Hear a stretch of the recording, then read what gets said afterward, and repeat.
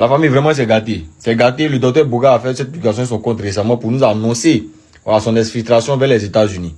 Il nous donnait un peu les causes de son exfiltration. Voilà, même s'il n'a pas donné tous les détails, comment il a fait pour arriver là-bas, il lui dit que c'est par chance et par de justesse même. Voilà, qu'il est arrivé là-bas. Sinon, voilà, peut-être qu'il lui aurait arrivé pire.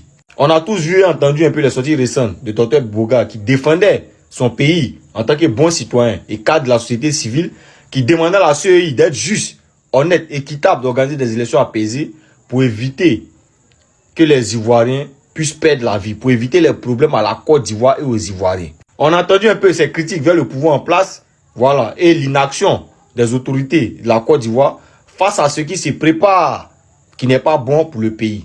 Et pour cela, il a reçu des appels de menaces. Voilà, il a reçu des rendez-vous au téléphone sans convocation par la police. Voilà, il a reçu beaucoup de choses, beaucoup de signes qui n'étaient pas bons. Et par plus chance, il y a un ami qui l'a appelé pour lui demander de fuir rapidement, le plus vite possible, parce que on l'attendait sur son lieu de travail à l'université de Boaké. Voilà. Et c'est ce qui a été sa chance. Par la grâce de Dieu, comme il a dit là, voilà, il a pu s'en aller et aujourd'hui il est sain et sauf aux États-Unis. Voilà un peu le pays dans lequel on vit, le pays qui est tant sécurisé. Le seul crime qu'il a commis, c'est qu'il a critiqué. Justice dans mon pays. Je vais bien, à sa grâce. Je me porte bien. Pour que ce soit clair dans l'esprit de tout le monde, je rappelle que c'est le lundi de Pentecôte, lundi 9 juin, que mes amis et moi de la PEXI et au nom de la FIDO, nous avons décidé de faire une autre conférence de presse. Parce que regardez très bien ce que traverse notre pays. Et encore une fois, nous avons dénoncé ce qui se trame dans notre pays. Une élection, c'est la liberté aux citoyens, au peuple, de choisir ses dirigeants. Cette élection est pipée. Alors que les uns veulent faire d'autres mandats de plus, ils ferment tout, ils verrouillent tout. Et l'élection n'est pas objective, n'est pas transparente. Pour prévenir ce qui pourrait advenir, c'est ma mission que Dieu m'a confiée. Dénoncer, alerter, interpeller la communauté internationale, tout le monde. C'est ce que je ne sais que faire. C'est ma mission, c'est ma vocation de défenseur des droits de l'homme. Jamais je ne prendrai les armes contre mon pays. Jamais je ne soutiendrai quiconque prendrait les armes contre ma patrie.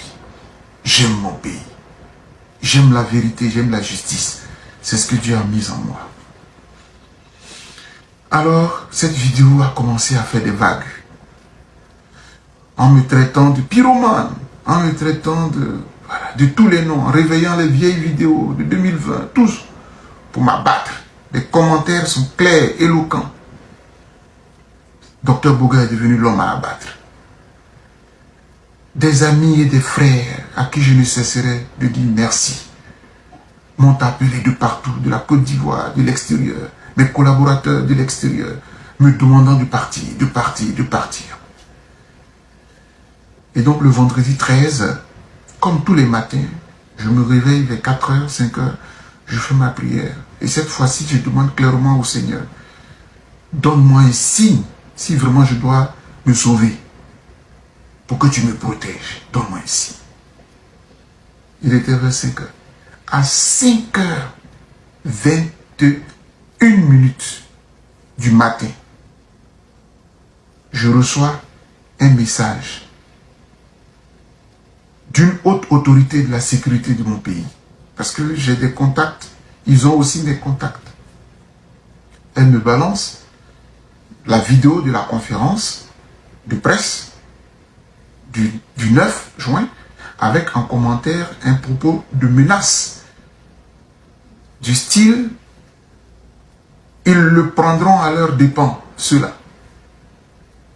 La poutinisation de la Côte d'Ivoire ne passera pas. Voici le message. Et je lui ai écrit, Monsieur X, qu'est-ce que je dois sous-entendre de ce message? Il ne m'a pas répondu. Moi, ma réponse, c'était à 5h41. À 8h, 8h15, c'est monsieur le préfet de police d'Abidjan qui m'appelle, me dire, Docteur Boga, nous voudrions vous voir pour parler de la conférence de presse que vous avez donnée il y a quelques jours. Je dis, est-ce que c'est une convocation? Parce que je n'en ai pas reçu, ou bien... Non, non, non, c'était un appel pour que vous passiez nous voir. Maintenant, si vous voulez une convocation, on verra bien. Et donc, intuitivement, et c'est la vérité, je dis, bon, comme je suis à Boaké pour mes enseignements, je ferai tout pour rentrer le dimanche, puisque nous sommes vendredi, et je passerai à votre bureau le lundi. Chers frères et sœurs, même quand on n'est pas ancré dans la foi, comme nous autres qui nous débrouillons, tu as demandé un signe, Dieu m'a donné un signe. Aussitôt donc, j'ai alerté mes réseaux, mes contacts, pour qu'on puisse m'apporter une aide. À partir de 13h de la même journée, la cavale a commencé. Mais on a fait escale quelque part sur le coup de 19h. Et j'ai remis mes téléphones un peu en marche pour voir un peu. Il était autour de 20h, 21h. Et c'est en ce moment-là que un appel d'un ami, un frère, me joint pour me dire, ah oui, mais cher frère, la main noire rôde, elle est à l'université de Boaké en train de t'attendre. Donc prends tes dispositions. Donc je raccroche et donc c'est confirmé définitivement. C'est Dieu qui m'a sauvé la vie. Les gens seraient peut-être très heureux s'ils m'avaient pris en incognito, parce que ce n'est pas officiel. Je n'ai pas reçu de convocation. Mon avocat n'a pas été saisi, rien du tout. Mes avocats, rien. Si on m'avait pris, peut-être que je ne serais plus de vôtres, peut-être que je ne serais plus vivant, peut-être que je serais torturé, peut-être que je serais emprisonné si j'avais encore de la chance. Dieu n'a pas voulu, parce que je n'ai rien fait de mal.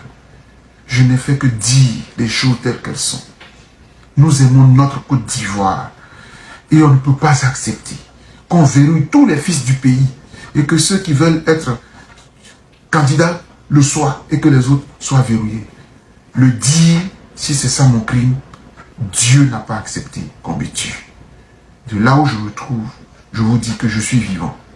Mais si Dieu n'a pas accepté qu'on me tue, c'est que ma mission n'est pas encore terminée. Alors, vous allez être servis comme il se doit. Dans le nom du puissant qui m'a sauvé, j'ai dit, à bon entendeur, et j'ai dit. Famille, selon les infos, c'est gâteau RADP. Voilà. Nous, on s'en fout de ce qui se passe au RADP, mais cette information est très importante, ça nous intéresse. Parce qu'on nous dit ici, M. Joël Nguessan, cadre du RADP, arrêté et placé en garde à vue après son interview. On se souvient tous de ce monsieur-là qui était allé témoigner à La Haye contre le président Gbagbo pour le solde du pouvoir RDR. Nous tous, on se rappelle de ces interviews, ces vidéos sont encore là. Et aujourd'hui, pour ces vérités crues envers le RADP, on nous dit qu'il est arrêté. Mais les médias nous disent ici, convoqué ce mercredi 18 juin 2025 à la préfecture de police, Joël Nguessan, cadre du RADP, a été arrêté et gardé à vue dans une cellule du poste de police de la préfecture de police. Il sera déféré demain devant le procureur de la République pour répondre du chef d'accusation d'outrage à magistrat et bien d'autres chefs d'accusation. Dans une interview publiée ce jour, mercredi 18 juin, par la presse, il a dénoncé l'exclusion des potentiels candidats radiés de la liste électorale et accusé des magistrats d'être à la base de tout ce qui arrive comme crise électorale en Côte d'Ivoire et qu'une autre, en 2025, serait plus meurtrière. Joël Nguessan, handicapé, physique, moteur fragile, lance un SOS aux militants RADP encore lucide. On me garde car ils prétendent que j'ai diffamé les magistrats. On va me présenter au procureur demain matin à 8h. Voilà ce monsieur-là, ex-ministre sous le président Laurent Gbagbo des droits de l'homme, voilà, qui s'est battu pour le pouvoir RDR et RADP. Aujourd'hui, pour ces vérités, on dit qu'il est en garde à vue. Et les infos nous disent ici, Joël Nguessan, cadre du RADP, parle de l'exclusion des présidents Tidjane Thiam, Laurent Gbagbo, Blé Goudé et Soro Guillaume. Lisons ensemble. Les mêmes causes produisent les mêmes effets. Je reste convaincu que l'exclusion de certains acteurs politiques aboutira à une crise au plan national qui, si l'on ne prend pas garde, sera plus meurtrière que celle qu'on a connue en 2011. C'est la raison pour laquelle je dénonce toute exclusion, car exclure les gens, c'est créer le lit de l'injustice sociale.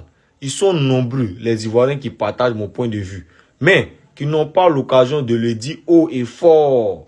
Je signe et je persiste. Les exclusions sont dommageables. On a vu tout ce que ça nous a causé par le passé. J'interpelle à cet effet les magistrats qui, au lieu de prendre des décisions liées à la justice, s'emploient essentiellement à exclure. Je vous fais remarquer que ce sont certains magistrats qui sont à la base de tous les problèmes que nous avons connus dans ce pays. Ce sont les magistrats qui ont décidé qu'on ne délivre pas un certificat de nationalité à Tidjane Thiam. Ce n'est pas moi, ce sont les magistrats. Ça veut dire que si demain il y a des troubles dans le pays, les premiers responsables sont les magistrats.